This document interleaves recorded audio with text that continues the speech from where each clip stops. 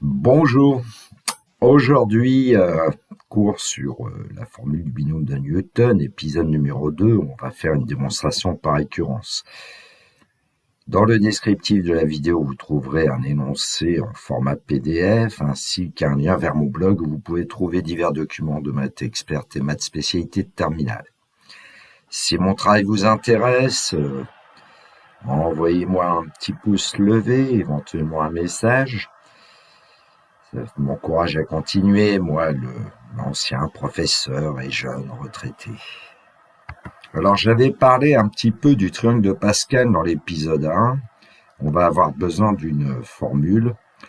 À l'intersection d'une ligne et d'une colonne, on indique la valeur de k parmi n. Alors, je vous rappelle que par convention, on avait dit que 0 parmi 0 donnait la valeur 1.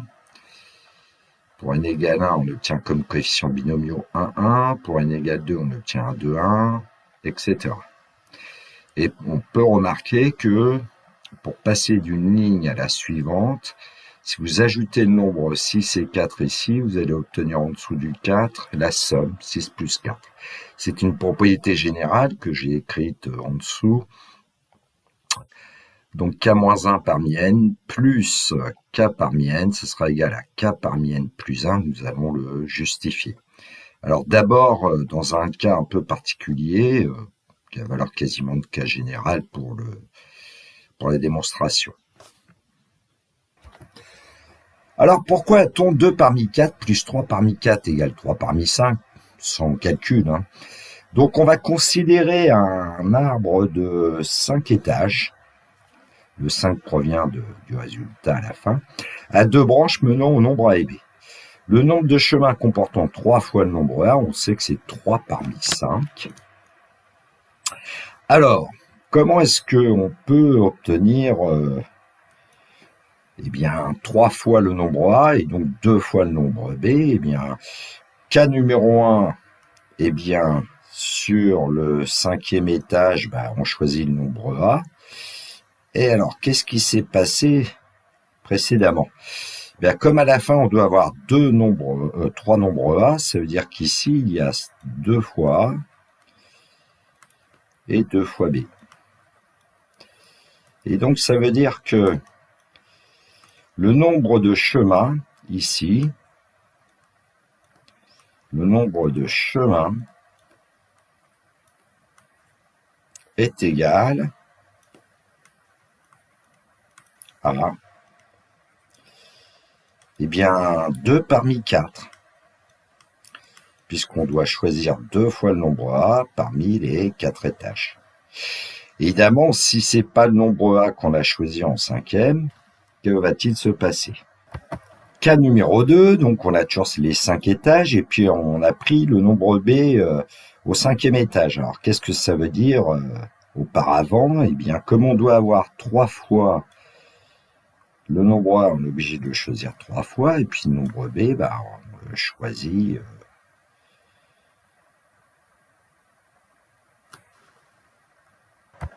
une fois. Et donc, le nombre de chemins dans ce cas-là, il faut que je gomme, bien sûr, c'est 3 parmi 4, puisqu'on choisit 3 fois le nombre A. Et il n'y a pas d'autre possibilité pour avoir à la fin 3 fois le nombre A parmi les chemins à 5 étages. Ce qui fait que en ajoutant 2 parmi 4 qu'on a trouvé dans le cas 1 et 3 parmi 4 qu'on trouve dans le cas 2, on obtient 3 parmi 5. Donc voilà le résultat. K1, on avait 2 parmi 4 chemins. K2, 3 parmi 4 chemins. En tout, on a 3 parmi 5. Donc on va pouvoir dire que 2 parmi 4 plus 3 parmi 4 égale 3 parmi 5. Alors comment est-ce qu'on peut généraliser?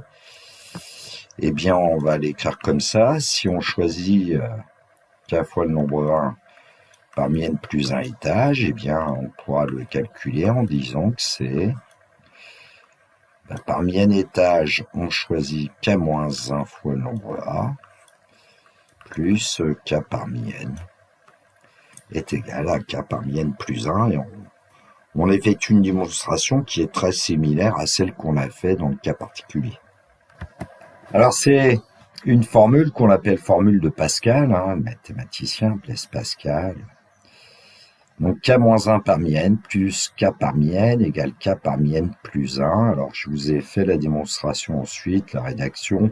Je ne vais peut-être pas ni la lire ni la faire parce que en fait le cas particulier que nous avons étudié devrait vous convaincre. Alors la formule du binôme de Newton maintenant, propriété qu'on va démontrer pour tout complexe A et B non nul et pour tout entier n supérieur égal à 1. A plus B puissance n va être égal à la somme depuis k égale 0 jusqu'à k égale n de k parmi n, A puissance n moins k, B puissance k, et on va le démontrer par récurrence. Donc voici ce qu'on va faire, hein. On se considère deux nombres A et B, des complexes non nuls. Démontrons par récurrence que pour tout entier naturel n supérieur égal à 1, A plus B puissance n est égal à sigma depuis k égale 0 jusqu'à k égale n de k parmi n, A puissance n moins k, B puissance k. Alors la récurrence s'effectue sur le nombre n. Tapant initialisation, vérifions que A plus B puissance 1 va être égal à la somme depuis k égale 0 à k égale 1 de k parmi 1, A puissance 1 moins k, B puissance k. Alors le premier membre, A plus B à la puissance 1, c'est évidemment A plus B. Et puis le deuxième membre, si on prend la somme depuis k égale 0 jusqu'à k égale 1 de k parmi 1, A puissance 1 moins k, B puissance k, en développant, qu'est-ce qu'on obtient? Alors pour k égale 0, on obtient 0 parmi 1, multiplié par A à la puissance 1 et multiplié par B à la puissance 0, si on écrit tout, plus 1 parmi 1, A puissance 0 et B puissance 1, ce qui nous donne 1 multiplié par A multiplié par 1, plus 1 multiplié par 1 multiplié par B. Et on l'obtient aussi évidemment A plus B. Ainsi, l'initialisation est vérifiée. Étape 2, hérédité. Supposons que A plus B à la puissance n est égal à la somme depuis k égale 0 jusqu'à k égale n de k parmi n, A puissance n moins k, B puissance k, pour un certain entier n supérieur égal à 1. Montrons alors que la propriété va être vraie au rang n plus 1, c'est-à-dire qu'on va obtenir A plus B puissance n plus 1 égale somme depuis k égale 0 jusqu'à k égale n plus 1. Partout, on remplace n par n plus 1. K parmi n plus 1. A puissance, n plus 1 moins k. B puissance k.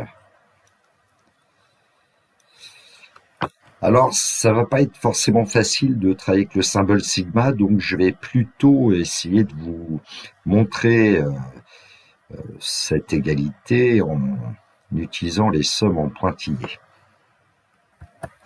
Alors, A plus B puissance n plus 1, on peut commencer par dire que c'est A plus B multiplié par A plus B à la puissance n. Et par hypothèse de récurrence, on sait ce que vaut A plus B à la puissance n va être remplacé par la somme depuis k égale 0 jusqu'à k égale n de k parmi n, A puissance n moins k, B puissance k. Autrement dit, on va pouvoir dire que c'est 0 parmi n, A puissance n, plus 1 parmi n, A puissance n moins 1 fois B, plus, etc., plus, alors je vais mettre que le dernier terme, mais ça serait bien de mettre l'avant-dernier, peut-être. Donc n parmi n, A puissance 0, en fait, que je ne vais pas écrire, et je vais écrire seulement B puissance n.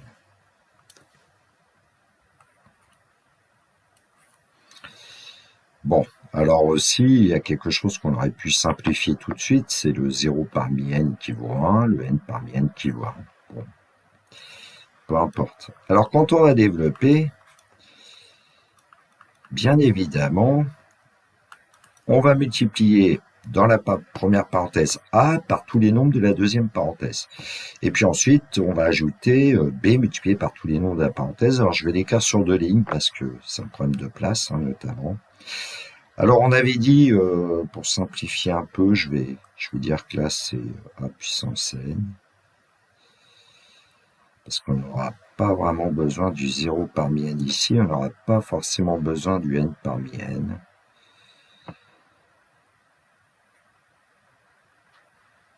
Bon. Et donc, ça va peut-être me permettre de vous écrire le n-1 parmi n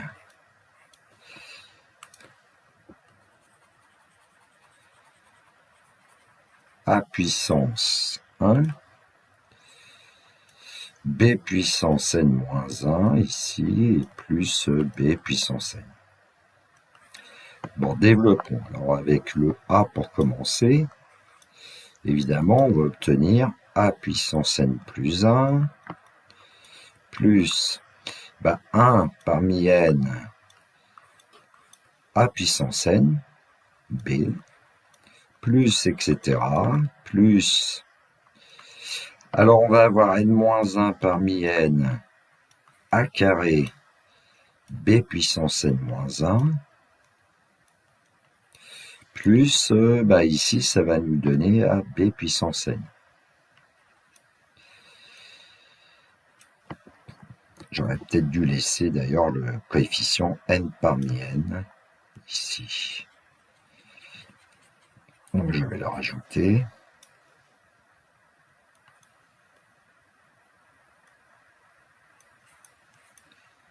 À b puissance n. Et quand on va multiplier par b, on va obtenir b multiplié par a puissance n. Alors évidemment, j'aurais peut-être intérêt à laisser le 0 parmi n ici aussi.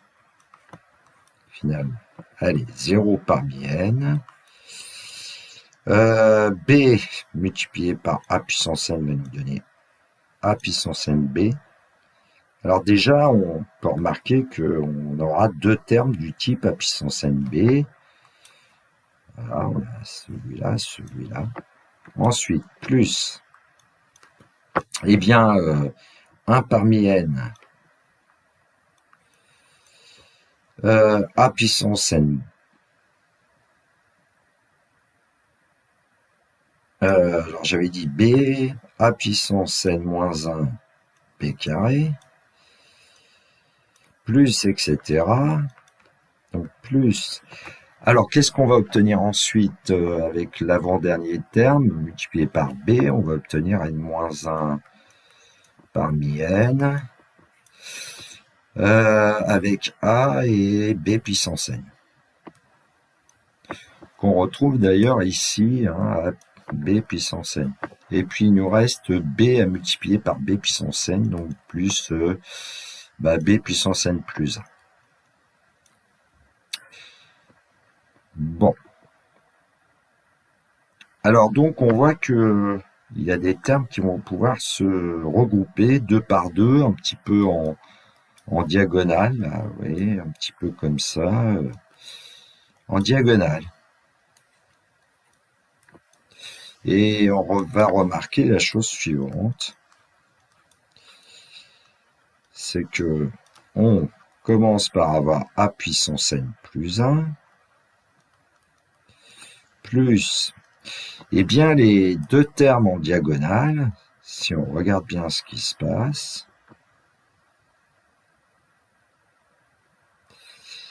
on peut mettre a puissance nb en facteur, évidemment, et facteur de 0 parmi n plus 1 parmi n, et ça, on sait que c'est 1 parmi n plus 1, d'après la formule de Pascal.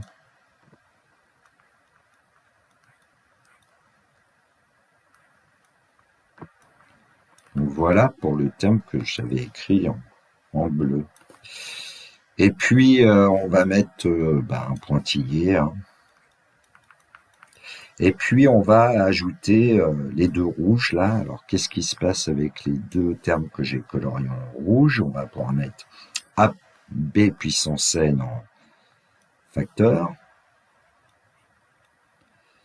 Et facteur de quoi? N moins 1n plus nn. Et d'après la formule de Pascal, c'est n parmi n plus 1.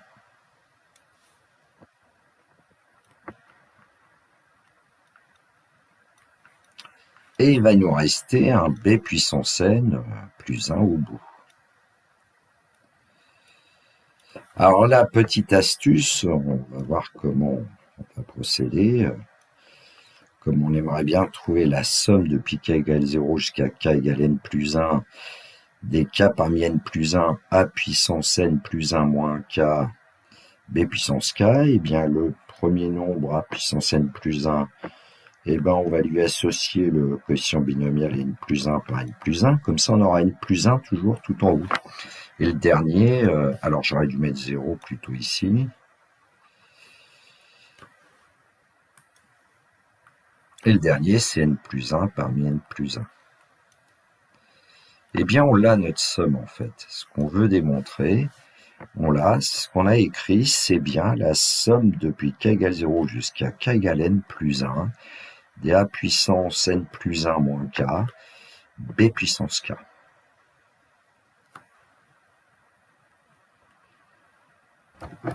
Alors maintenant, on va essayer d'effectuer ce calcul, mais avec le symbole sigma. On va voir que ça n'est pas aussi clair que ça non plus. A plus b puissance n plus 1, bon, alors évidemment, le début, ça ne change pas, c'est a plus b facteur de a plus b la puissance n. Et donc, c'est égal à a plus b facteur de sigma, depuis k égale 0 jusqu'à k égale n, de k parmi n, a puissance n moins k, b puissance k. Évidemment, il faut développer. Alors, quand on va développer, quand on va multiplier par A cette somme, bien évidemment, on va obtenir le A, on va l'injecter à l'intérieur, et donc on va obtenir sigma depuis k égale 0 jusqu'à k égale n, des A puissant pas que j'oublie le coefficient binomial, pardon, de k parmi n. Alors on va avoir a puissance n plus 1 moins k, b puissance k, plus somme depuis k égale 0 jusqu'à k égale n, de k parmi n,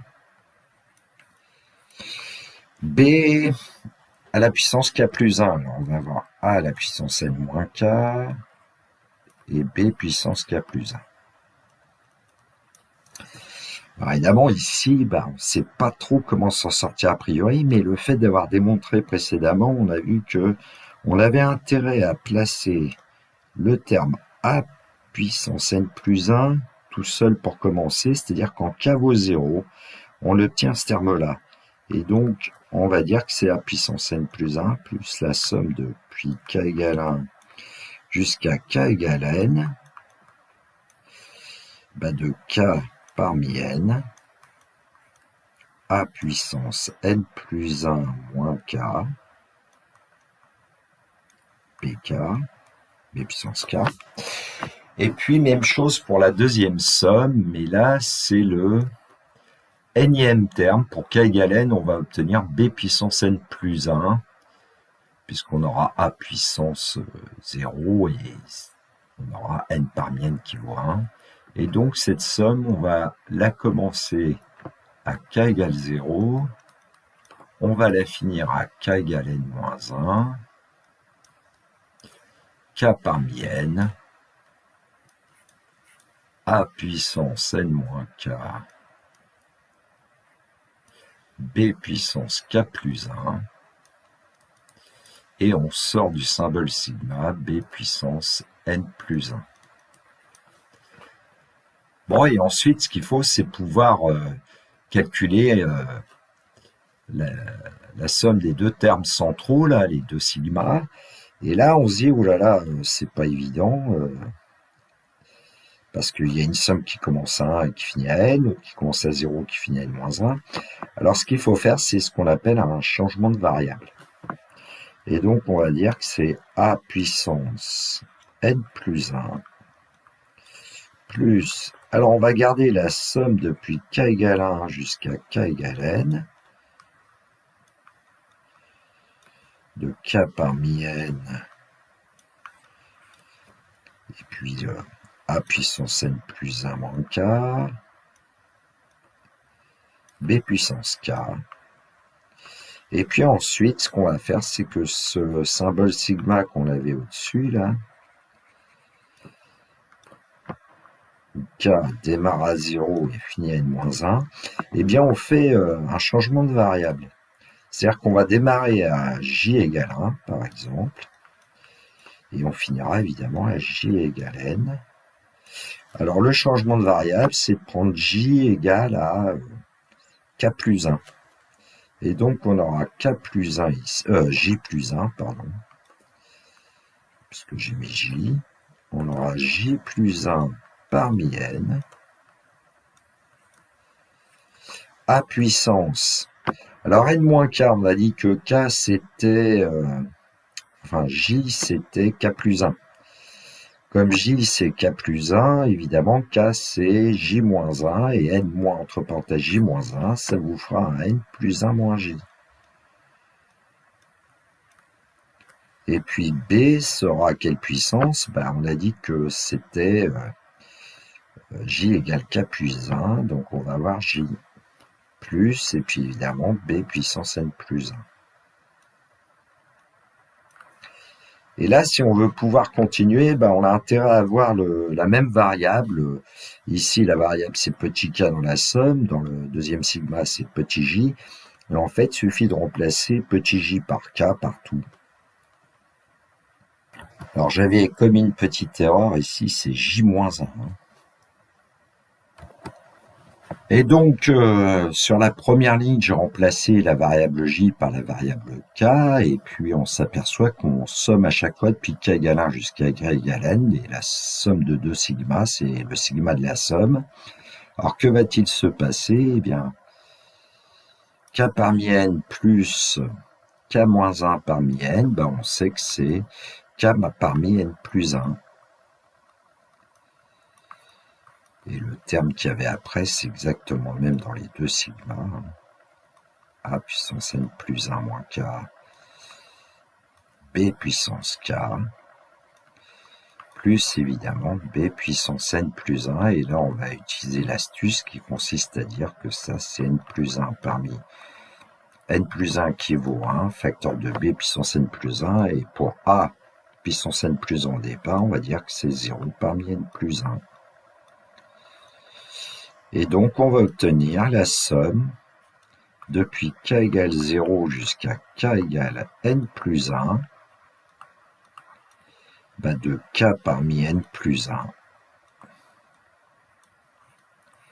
a puissance n plus 1 moins k, b puissance k, puisque pour k égale 0, eh bien, on retrouve a puissance n plus 1 ici, quand on remplace k par 0, et quand on remplace k par n plus 1, on retrouve le dernier terme, n plus 1 parmi n plus 1, b puissance n plus 1, il suffit de vérifier.